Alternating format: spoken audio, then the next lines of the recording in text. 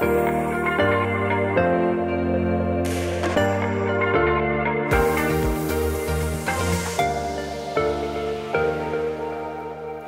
it's Gwen Fox and welcome to the channel. I'm glad you're here and I hope you subscribe. Now, the painting behind me, I did a demo of, and it fast forward, and it was really fast. It was fun to do and I loved doing it. But then I thought, in order to help you understand exactly what I was thinking, I would literally dissect this and bring it down to what I was thinking. What decisions did I make and why? What questions did I ask? What materials did I use? What brushes did I use? So that is what this is going to be about. So let's get going. I am on a 30 by 48 canvas and it's painted black. It can be painted black in acrylic or oil. This happens to be oil for the simple reason that I had a painting underneath it that didn't work. I am drawing my design on with a regular chalk, just white chalk. You can see how careful I am. I just want to know where my flowers are going to be and if the design is going to work. That's all I'm worried about. Then, of course, I am going to be putting out my paint. It's a black canvas. I'm going to be using a lot of white paint. Then I'm starting to put that on, and I know that people were surprised that I used such squiggles, but squiggles are how I work. I don't start out with the exact design of the flower at the beginning, because what that does for me is that it causes me to be tight, and that's the last thing I want. I'm trying really hard to be really loose with this. And the other thing is that I love just being free and leaving a lot of the black behind. Here I'm putting in the centers of the painting of the flowers because I want to know which direction they're going to go. What are they going to look? Which direction are they going to look? So there I'm just putting in more squiggles, but notice I am not going to block out my black. Now this is an Escondo brush. It's a number 4. I love, love, love this brush. It is fabulous and holds a lot of paint, which to me I love because I love to do drips and splatters, and this holds the paint so that I can do that.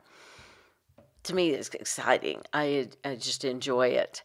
And here it is with all of that done, and it's kind of dry, but it kind of faded out because I used too much Gamsol on the drips, but that's okay. I am now going to come back in and go over some of this because I want it to be a little whiter than it is, or than it shows up.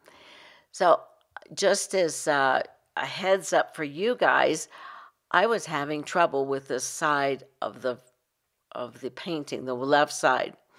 And I had already figured out in my mind what the right side was going to look like. So now I'm trying my very best to just work around things. I'm doing some negative painting, giving myself some time because I don't know what I'm going to do with that flower. So now I'm going to be able to come in though, and I'm going to just do some more touch-ups because that's what I really like. You're constantly touching up in order to get the painting to look its best. And that's also when you think as well. Now this I'm doing a black paint here because this is just a little bit too wide and I didn't like that, so I'm narrowing it up and coming in and putting some darks in. The darks make or break a painting, guys.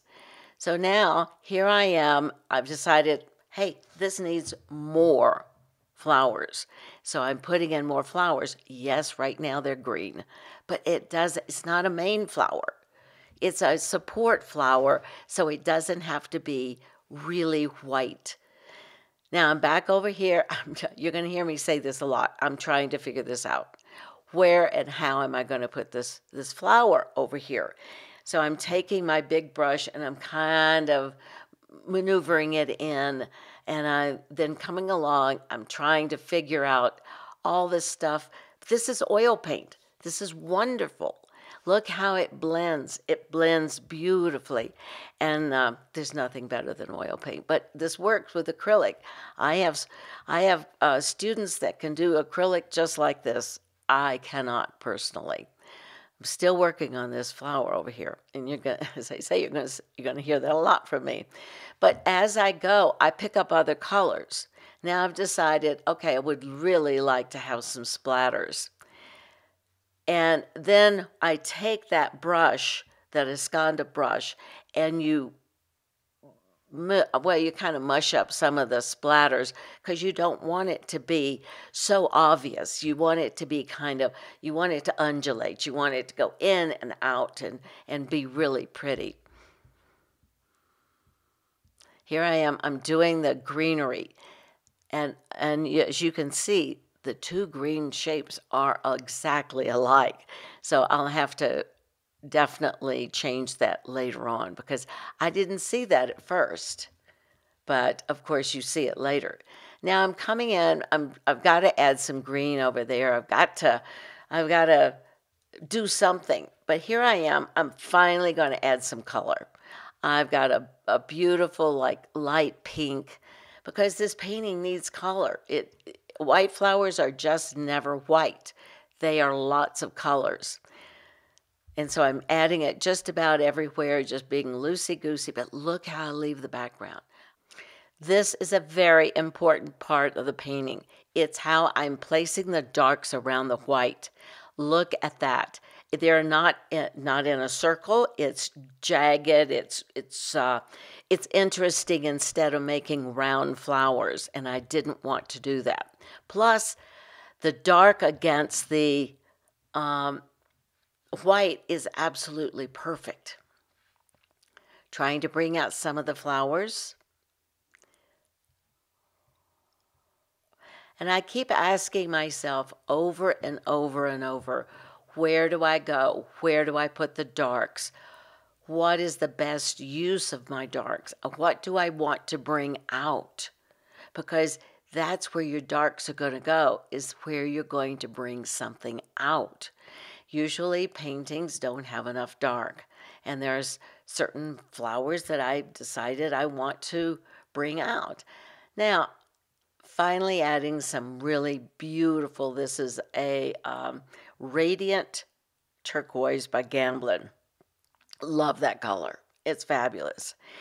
And this needed it because it needs that pop, that unexpected color. And of course, I want to put that unexpected color in the area of interest. The flowers on the right are my center of interest. And notice that I'm putting all of this in the flower that is the center of interest because, as I say, white flowers are not just white. They've got to have some color and personality, I think. So I'm just moving along here. I'm asking myself all kinds of questions, such as, where do I put this turquoise? Where is it the best put? And here I am still working on this flower. Where is it going to be? How tall is it going to be? Because I don't want it as big as the one on the right. It's got to be smaller. So now I'm getting more and more greens in here. And as I'm literally mixing my colors on the canvas because this is really wet.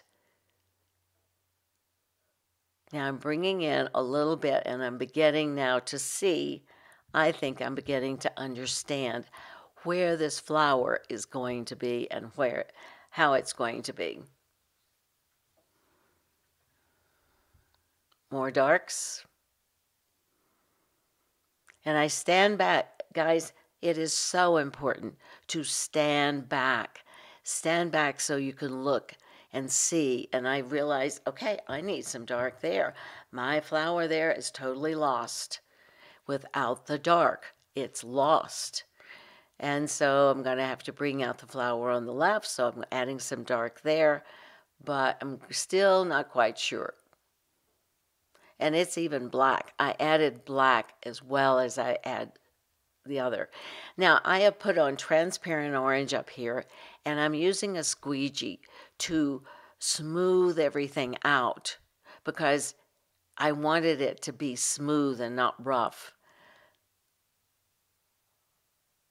Coming in, making this flower a little bit smaller, giving it a little bit more personality. Now right here I'm emphasizing some of the flowers, the little flowers that aren't really important. But look at the top of that little flower. I didn't care if I left that rough. And I'm doing the same down here. As I come down, it mixes with what's underneath, and it makes the shadows automatic. So now I'm doing some more splashing. I love to do these. I just think it's so much fun. Splashes and splatters and drips to me are quite fabulous. Now I've decided, okay, I kind of know what I'm going to do with that flower. I have made it smaller. It fits. It looks good. I have got the size. Now this, I'm using an RNF oil stick. The color is Celadon green. And on the black background, it almost looks white. Love using those. Then I come in with a dry brush and kind of smooth some of the Celadon green into the background so it doesn't look like it's on top. Now I want you to pay attention here. This is very important. Look at the dark on that side. That is one of the most important things I've done in the whole painting, because now the flower stands out. And you can now see how important that was on the side. Well, I hope that helped. I love doing it for you. So leave your comments below. Let me know what you thought. If you've got other questions, that is fantastic. I will answer them. And let me know what you would like me to do videos on. How can I help you? So you have a fabulous, fabulous week, and I will see you next week. Bye.